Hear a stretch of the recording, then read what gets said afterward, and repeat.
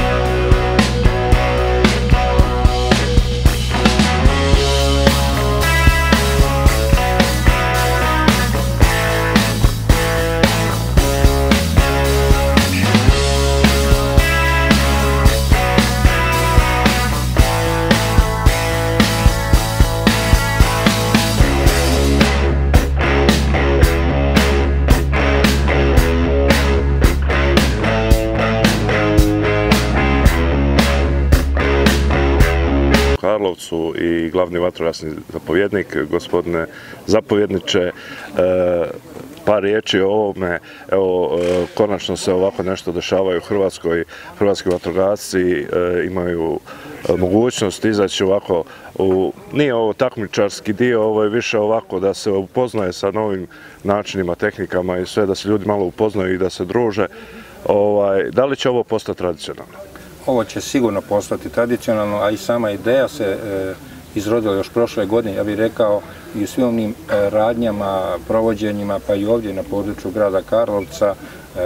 Imali smo i razna natjecanja, odluke, radili smo, dakle, i potreba nam je danas koja se pokazala, vidjeli smo i prošlih godina mnoge nesreće od sudara vlakova do nesreća sa autobusom kod Slavonskog Broda, pa Brezničkog Huma, pa vidjeli smo sposobnosti, vađenje unesrećenih, pomoć unesrećenima i sve ono je rezultiralo jednom razgovorom i došli smo na ideju da se ovako jedno natjecanje održi ovdje u Republici Hrvatskoj u Karlovcu. Posebno jedna velika zahvala pripadnicima javne vatrogasne postrojbe grada Karlovca, vatrogasne zajednice županije, gradu Karlovcu, županiji Karlovačkoj, dakle svima onima koji su prepoznali potrebu, ja bih rekao ovdje, upoznavanja i sa novim dostignućima, novim alatima, sposobnostima, ali i razmjenom iskustava vatrogasaca koja su sigurno velika, posebno naših vatrogasaca, ali i razmjena iskustava i sa sucima, sa onima koji kontroliraju ovo natjecanje, sa svim onim s čime se susreće vatrogasac na jednoj takvoj tehničkoj intervenciji kad dolazimo do unesrećenoga,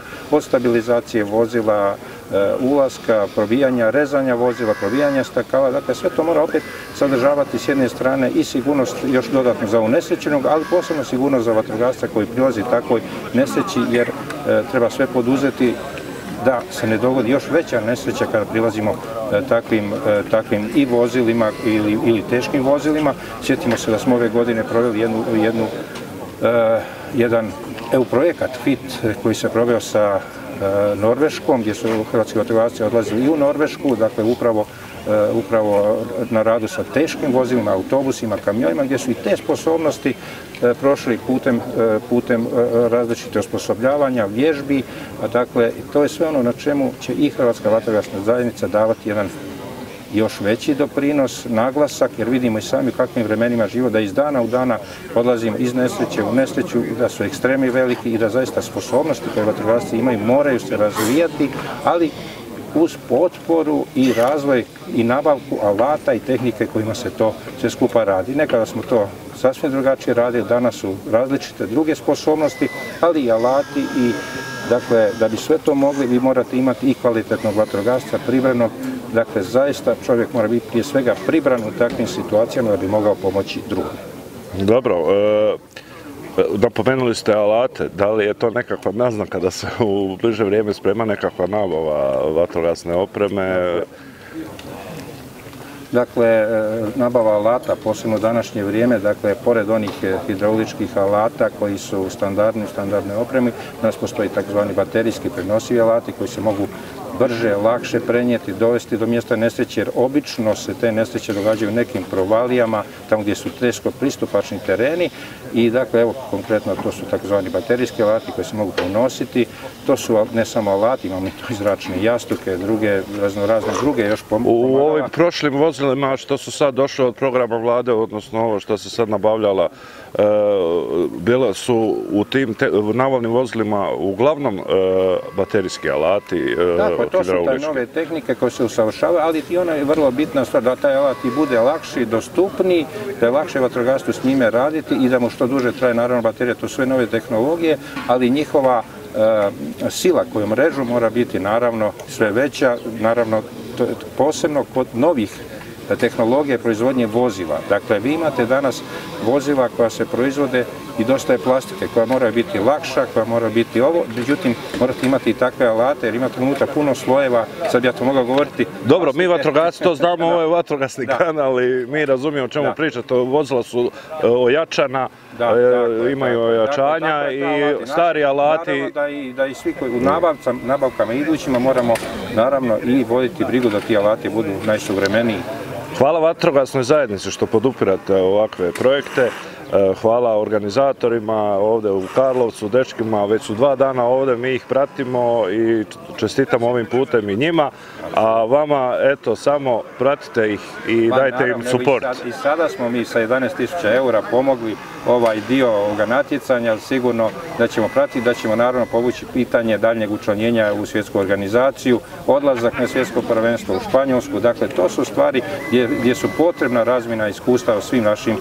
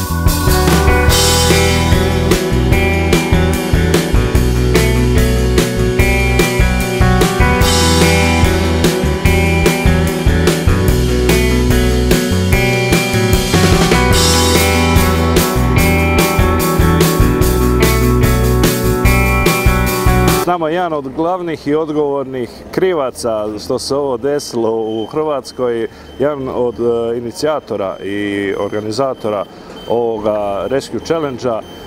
S nama je tim Butala. pripadnik javne vatrogasne postrojbe Karlovac, inače i pripadnik rescue tima javne vatrogasne postrojbe Karlovac koji je natječe se diljem Europe, ajmo tako reći. Tin, kako je ovo krenulo ukratko, kako je ovo krenulo, kako ste ovo uspjeli? Ovo je sve krenulo u Zagrebu 2015.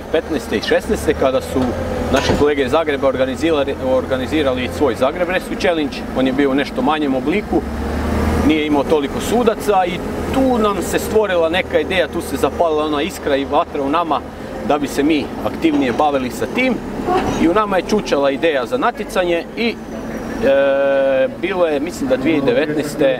objavljen natječaj za prijave za natjecanje na Interschutzu u sklopu sajma u Hanoveru i tu smo se prijavili i rekli šta bude, bude. I na kraju stigao je mail da oni bi bili sretni kada bi ugostili neko iz Hrvatske, te mi smo se pojavili tamo, odradili vježbu, radili smo na novim BMW-ima i to je za nas bilo potpuno novo iskustvo.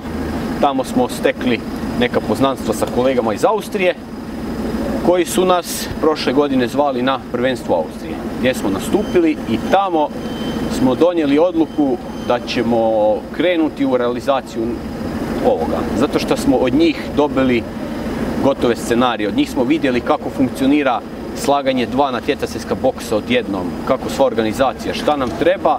Oni su nam stvarno bili na pomoći, telefonski smo ih svako malo zvali, davili i stvarno dečki su se pojavili na našoj natjecatelju, dvije ekipe i onda smo krenuli sa najvećim problemom u Hrvatskoj, a to su naravno financijska sredstva koja su izdašna kod organizacije ovoga i krenuli smo sa nekim idejama, hoćemo li se pokriti od kotizacija, koliko nam novaca treba, gdje ćemo naći sponzore i tu smo lagano krenuli sa mailovima. I moram se zahvaliti glavnom vatrogasnom zapovjedniku, on je imao sluha za to i odobrio nam je 11.000 eura, jer bez tih novaca teško da bi organizirali natjecanje. Bi, ali ne na ovom visokom nivou, zato što najveći trošak natjecanja su nam u biti suci, koji su članovi Svjetske spasilačke organizacije. Oni nam dolaze iz Engleske, Irske, Španjolske i Portugala, te Rumunjske. I ipak za njih treba platiti letove, treba platiti smještaj i to nam je HVZ izašao susret. Te je HVZ platio sve ove strojeve koje danas rade. Vatropromet nam je omogućio cijeli svoj set Holmatro alata, zato se challenge zove First Croatia Holmatro Rescue Challenge. Te ništa ne bi bilo bez tvrtke CIOS koja nam je ustupila 40 olupina na kojima će ekipe raditi kroz ova 2 dana natjecanja. 30 ekipa. 30 ekipa. Ne samo iz Hrvatske, tako je, nego i iz Austrije. Dvije iz Austrije, jedne iz Češke. Ali, tu su došli, danas je ekipa, danas je drugi dan. Došla je ekipa iz Bosne i Hercegovine, ne jedna, čak dvije ekipe. Dvije i posebno smo sretni što smo ih zvali. Oni su veoma počašćeni što smo mi ih zvali, a mi smo još sretni i počašćeni što su oni došli tu. Nažalost, ove godine neće izvoditi vježbu, došli su kao promatrači, ali sljedeće godine su rekli da definitivno žele sudjelovati aktivno, da će naći i bolničara, te da će se natjecati sa nama. Tin, želimo vam puno uspjeha u daljnjim organizacijama, nadamo se da će se pojaviti više sponzora, ovim putem pozivamo sve ko može sponzorirati pomoć, jer ovo je stvarno nešto impresivno i ovo pomaže ne samo vatrogascima, nego i medicinsko osoblje je tu uključeno iz Zavoda za hitnu medicinu, gdje i oni stječu iskustva. Isto tako zajedno s vatrogascima da rade kao tim. Moram pohvaliti Zavod za hitnu medicinsku pomoć u Karlovcu, koji su nam ustupili našeg medika Darka, koji već 3 godine radi s nama u timu. I mi ne bi bili ni približno ovoliko uspješni kao što smo sada da nemamo našeg Darka, koji je vrhunski stručnjak u svom području i uz nas je stekao i vatrogasna znanja. Darko recimo vrlo dobro zna šta je tuneling, šta je otvaranje cijele bočne strane. Darko je tu stvarno profić i evo ga, pozdravljam ga ovaj put i zahvaljujem mu se još jednom. Hvala i tebi na što si, iako si non stop ovdje zauzet sa poslom, što si odvojio 5 minuta da s nama popričaš. Puno uspjeha, evo i kiša, ali kiša nas neće zaustaviti, idemo dalje. Hvala vama na dolasku, Vlado, hvala tebi što ovo pratiš već 2 dana i pozdrav svim gledateljima Firefighters Croatia channela. Hvala, pozdrav. Pozdrav. Jel dobro sam bio? Ko Bog.